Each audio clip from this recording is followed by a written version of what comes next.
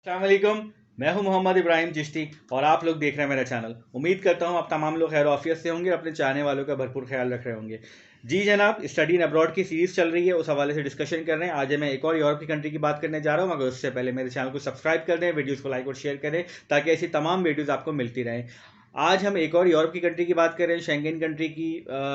North west Europe में पाया जाता है, मौजूद है।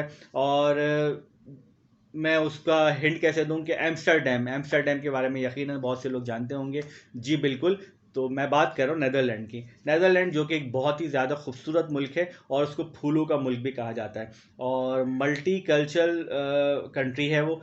तो और मज़े की बात यह है कि वहाँ पर इंग्लिश का बैरियर नहीं है, यानी लैंग्वेज बैरियर नहीं है, तो आप इंग्लिश ईजिली वहाँ बोल सकते हैं। और वहाँ इंग्लिश बड़ी कॉमनली बोली जाती है। वहाँ के लोकल्स भी जो है वो काफ़ी अच्छी इंग्लिश बोल लेते हैं, तो आपको लैंग्वेज बैरियर नेदरलैंड में फेस नहीं होगा। ये सबसे अच्छी बात है नेदरलैंड की। हम बात करते हैं वहाँ स्टडी के हवाले से, तो डिटेल्स मैं आपसे तमाम शेयर करूँगा। सबसे इनिशिएट हम शुरू करते हैं इनटेक से कि ये वहाँ यूनिवर्सिटीज़ में इनटेक कब होता है। तो जनाब, इनटेक जनवरी से शुरू होता है जो मई जून तक चलता है। यानी आप एडमिशन प्लान कर रहे हैं तो 2024 में जनवरी से वहाँ पर यूनिवर्सिटीज़ में एडमिशन्स खुल जाते हैं। अब डेडलाइन क्या होती है, वो डेडलाइन यूनिवर्सिटी वेरी करती है, वो यूनिवर्सिटी की वेबसाइट पे जाके देखनी पड़ेगी आपको। मैं बेशतर यूनिवर्सिटीज़ के लिंक्स इन पे डिस्क्रिप्शन में डाल दूंगा ताकि वहाँ से आप एडमिशन क्राइटेरिया वगैरह तमाम चीज़ें जान सकें। एडमिशन क्राइटेरिया वैसे सिंपल है, तमाम डॉक्यूमेंटेशन आपको रिक्वायर्ड होंगी, वो तमाम चीज़ डॉक्यूमेंटेशन आपने पोर्टल पर जाके यूनिवर्सिटी के जमा करानी होंगी, जिसकी बुनियाद पर आपका एडमिशन होना या ना होना डिसाइड होगा। एडमिशन की परसेंटेज जो है वो बहुत अच्छी है नेदरलैंड में। 60, 70, 80% यूनिवर्सिटीज़ की एडमिशन रेट जाता है, जिसकी बुनियाद पे आपके चांसेस ज़्यादा हैं एडमिशन होने के। और वीज़ा रेट वहाँ का 100% है, तो वीज़ा में नो इशू आएगा, इशू कोई नहीं आएगा आपका। सिर्फ यूनिवर्सिटी एडमिशन अगर आप उनका प्रोसेस को फुलफिल करते हैं तो यूनिवर्सिटी एडमिशन ले सकते हैं।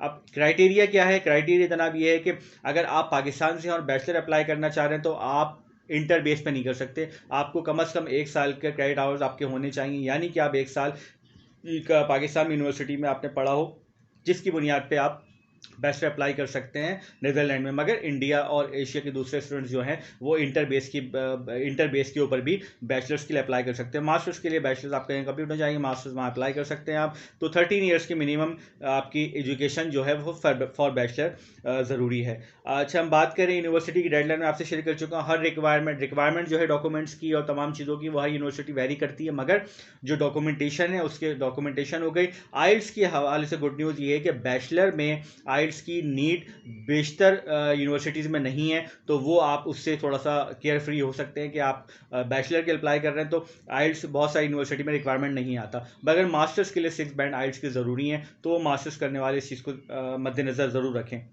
अब हम बात करें फीस स्ट्रक्चर क्या है, तो बैचलर के लिए जनाब 8,000 से 9,000 या 10,000 यूरो तक वेरी करती है यूनिवर्सिटी के ऊपर। तो वो फीसेस वहाँ पर ईयर की यूरो पे करनी पड़ती है आपको बैचलर्स के लिए। और मास्टर्स के लिए हम बात करें तो 12,000 से 15,000 यूरो आपने पर ईयर मास्टर्स के लिए पे करना है। तो ये फीस स्ट्रक्चर है उनका। और ये फीस भी आप बड़ी आसानी से पे कर सकते हैं। वो कैसे कि जब आप वहाँ चले जाते हैं तो अगर आप डच म्यूनिसिपैलिटी का एक रजिस्ट्रेशन करवा लेते हैं, वहाँ कोड आपका जनरेट हो जाता है, तो आप स्टूडेंट लोन के लिए अप्लाई कर सकते हैं और स्टूडेंट लोन से आप अपनी फीसेस और तमाम एक्सपेंसेस को वहाँ बेयर कर सकते हैं। मगर मज़े की बात ये है, आप परेशान होंगे कि लोन उतारना, तो जनाब लोन वो होता है ज़ीरो इंटरेस्ट फ्री, यानी इंटरेस्ट फ्री लोन होता है, ज़ीरो इंटरेस्ट होता है उसके ऊपर, तो आप इजीली पे ऑफ कर सकते हैं। आगे कैसे बताऊंगा, कैसे पे ऑफ कर सकते हैं वो मैं आगे आपको बता दूं थोड़ी देर बाद। वीज़ा रेशियो मैं आपको बता चुका हूँ। अकोमोडेशन की अगर हम बात करें तो टोटल जो कॉस्ट पड़ती है आपको अकोमोडेशन की, वो पड़ती है ऑलमोस्ट 900 से 1,000 यूरो पर मंथ। ये आपकी अकोमोडेशन कॉस्ट वहाँ पर आएगी,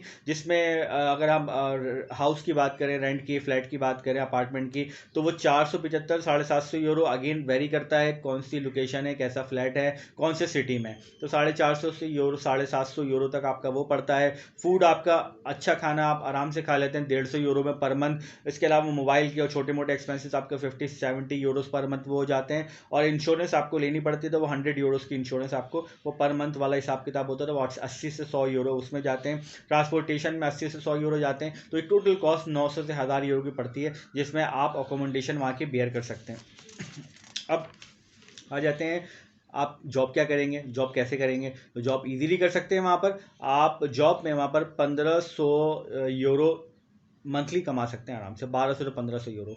20 आवर्स पर वीक अलाउ है वर्किंग करना, आप आराम से जॉब कर सकते हो। और अगर आप वीकेंड की बात करें, वेकेशंस में आपके आवर्स बढ़ जाते हैं, ऑप्शन बढ़ जाते हैं और आवर्स भी बढ़ जाते हैं आपके, ताकि आप वहाँ कमा सकें। और जो पर आवर पे ऑफ करते हैं वहाँ पर, वो 10 से 15 यूरो पर आवर की पे होती है। तो वो आप अगर आप कैलकुलेट कर लें तो आप आराम से अच्छे खासे एक्सपेंसेस वहाँ बेयर कर सकते हैं।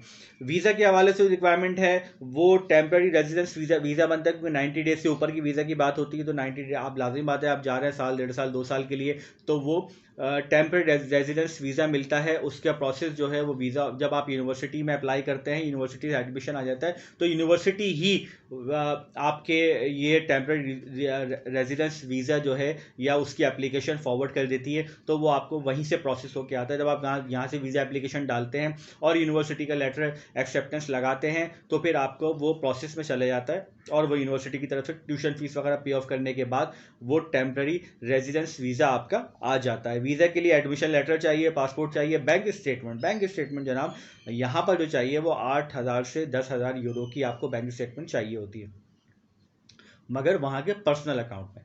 अब आ जाती है बात, इसको और कम कैसे कर सकते हैं। ये और कम ऐसे हो सकती है कि अगर आप 1 साल की ट्यूशन फीस यूनिवर्सिटी को पे कर दें पूरी, तो फिर आपके पास बैंक अकाउंट में कम से कम 5 से 6,000 यूरो, वहाँ पर एक ऑप्शन मिल जाता है कि 5 से 6,000 यूरो आप बैंक अकाउंट में रख सकते हैं। इतना बैंक स्टेटमेंट आपने लाजमी शो करानी है वहाँ पर।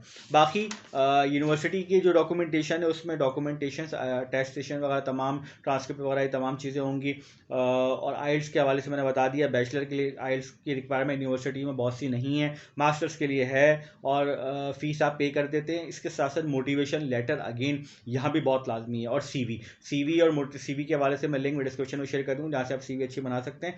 मगर मोटिवेशन लेटर आपने खुद बनाना है, और कोशिश करें वो आपकी फील्ड को, आपके मोटिवेशन को, आपके आगे इंटरेस्ट को, आपके मिशन को, आपके गोल्स को लाजमी उसके अंदर ब्रीफली बताएं, ताकि फिर वो मोटिवेशन लेटर वो डिसाइड करेगा कि आपका एडमिशन होता है या नहीं होता है। और नीदरलैंड का क्वालिटी ऑफ एजुकेशन हाई है, तो वहाँ एडमिशन भी थोड़ा सा मुश्किल से मिलता है, इसीलिए रेट जो है वहाँ का 60 से 70% वेरी करता है। अगेन डिपेंड करेगा आपकी डॉक्यूमेंटेशन के प्रोसेस के ऊपर और आपके मोटिवेशन लेटर के ऊपर कि आपको एडमिशन मिलता है या नहीं मिलता है। लोन का मैंने बता दिया, इनटेक का बता दिया, एडमिशन क्राइटेरिया का बता दिया, वीज़ा प्रोसेस का बता दिया, फीस का बता दिया, अकोमोडेशन का बता दिया, और मैंने आपको वहाँ पर जॉब का बता दिया। तो जनाब मैं तमाम चीज़ें कवर कर चुका हूँ।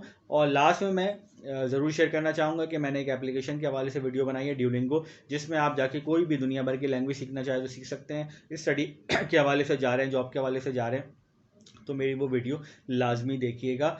और इस वीडियो के हवाले से कोई सवाल हो तो आप मुझसे कमेंट सेक्शन में पूछ सकते हैं। इस वीडियो को लाइक शेयर ज़रूर कीजिएगा, चैनल को सब्सक्राइब कीजिएगा। इंशाल्लाह किसी नई वीडियो के साथ आपसे फिर मुलाकात होगी। अपना ख्याल रखिएगा। अल्लाह हाफिज़।